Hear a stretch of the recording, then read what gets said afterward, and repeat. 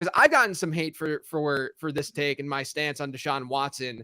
But you wrote Deshaun Watson is my single favorite quarterback target in fantasy football if fading the true early round options. So I want to ask you to expand on that a little bit because, I personally have Deshaun Watson in the same tier as a Trevor Lawrence this year. And it's mostly because I'm looking at it from a ceiling perspective. And, someone will say, I think median projection and my projections show that Trevor Lawrence looks better than Deshaun Watson, but it's really hard for me to get away from what we saw from Watson the last full season he played. So sell, not me necessarily, but sell others on why you like Deshaun Watson this year. I mean, last year was horrendous. We all saw it. Same EPA per dropback as Zach Wilson. Says it all right there.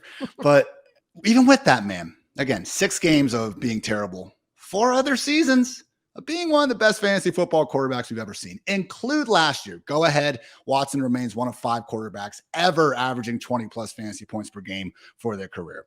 Last time we saw him play a full season, he led the league in passing yards, and we know he's not a safe bet, but we know he can give us 500-plus rushing yards and a handful of touchdowns on the ground during any given year as well. So if I asked myself this question earlier in the offseason, if Watson just didn't play football last year, didn't have to, come in, didn't practice with the team, comes back towards the end of the year, they were still running the, Nick Chubb, Jacoby Brissett sort of offense there. Like, where would Watson just be going if the last time we saw him was leading the league in passing yards?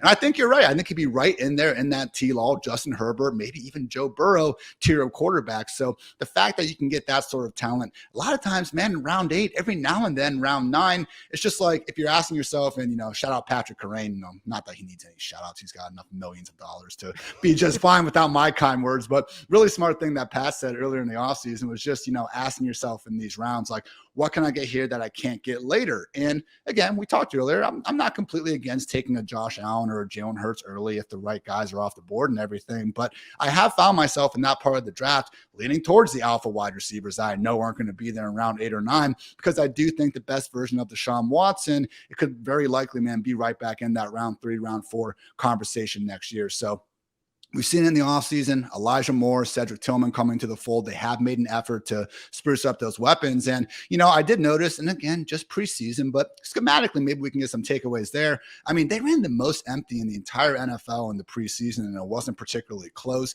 And their pass play rate, man, ranked 7th overall after being 24th last year. So I just kind of threw that out there in a tweet, and I was like, maybe it matters, maybe it doesn't. And very smart real-life analyst Robert Mays actually came knocking on my Twitter door and went ahead and said that he does think the Cleveland one matters because it really matches everything he heard in some of those training camp circles. So guess what? That Texans team that Deshaun Watson, again, led the NFL in passing yards on, they were horrendous. Like, that was a 4-12 really bad football team. But when you have a dual threat talent like Watson under center, we've seen it time and time again with your own freaking late round QB strategy, just how much of a cheat code those guys can be. It's the, rushing quarterbacks and receiving running backs are the 2 archetypes that just break people's minds sometimes that don't follow fantasy, because they're cheat codes in our game, but maybe not quite as good in real life. So, lost kind of in the Watson season last year was his rushing yards were actually a little bit up on a per game basis. I want to say 3 of those 6 games had a game total of like 40 because we get that token, shitty Cleveland weather in December. Yeah. So again, a lot of outs for a player, and I'm just at the end of the day going to side with the 4-year sample size versus the 6-game one. Yeah, look, I'm with you, full agreement. And part of it too is if you're in a shallower league, it's going to be easier to take on Watson if he does end up being last year's Watson, right? Yeah. If he just ends up just being bad, if you're in a shallow league, you can make up for that a little bit easier. If you're in a deeper league, then yeah, I mean, you might want to platoon him. You might want to think a little bit differently about the position, but I'm with you. I mean, I'm shooting for upside. I'm chasing upside at quarterback when I'm not drafting the truly elite guys, because the opportunity cost when you get in those middle rounds is just not significant enough to not do that. And so I'm with you. I think Watson, he too is one of my single favorite quarterback target this year. Now, speaking of the Browns, I've been in on Elijah Moore. I've also been in on Donovan Peoples-Jones this year. I think that they're both fine to draft. I know that you've been into DPJ. Does that mean that you're out on Elijah Moore? Is there any concern that you have about Elijah Moore, given the fact that I think we got to be realistic here? He's probably not going to play in 2 wide sets, at least to start the year. I mean, I think DPJ is going to be playing the perimeter, and Elijah Moore is going to play the more natural slot role that he played in college. Now, the weird thing about Moore is that he's actually really good rookie season playing on the outside. He played a pretty low snap rate in the slot his rookie year. And that's what got me really, really excited, because I liked him as a prospect, but I was like, maybe he'll just be a slot guy in the NFL, even though my model likes him a good bit. and then he goes to the Jets in his rookie season. Everything looks great on paper. And he looked good too. Yep. And he was beating corners on the outside on the perimeter despite his frame.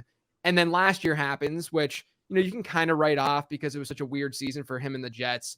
But I do think that we're likely going to see him in a slot role. Does that worry you about him being a consistent fantasy asset? And does that make you just lean into DPJ a little bit more? I will say the running back stuff with Elijah, I do think is important, especially with them not adding any other of these, potential pass down backs that could take that away. Maybe a healthy Jerome Ford does. Like, Lord knows, I'd love that thanks to how much I've drafted him as well, around 16th or 18th. I have drafted all these Browns a ton, man. The Njoku a lot too in round 10, because I think there's a pretty steep drop off at tight end after that point. So I hear you there, and I'm not going to sit here and call, Elijah Moore just the next Deebo Samuel, because we say that for every freaking wide receiver that ever gets a carry. But how about like a mid 2010s, like Randall Cobb, give me like 10 to 15 carries per season. Give me some funky, just designs. Like, the Jaguars did that with Christian Kirk a good amount last year. CeeDee Lamb had some reps like that as well. Like, just because you're getting some snaps as a running back doesn't mean you're just now this gadget player that can't get it done.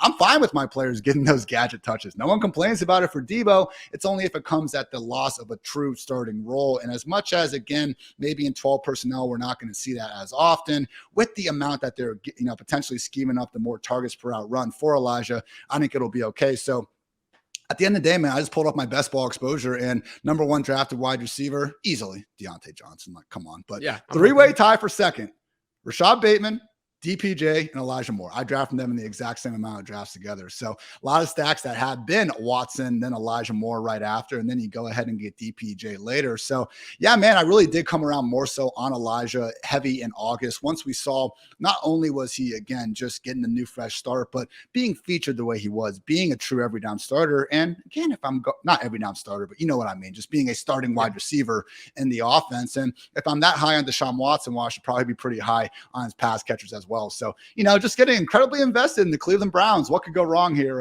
for me and my finances?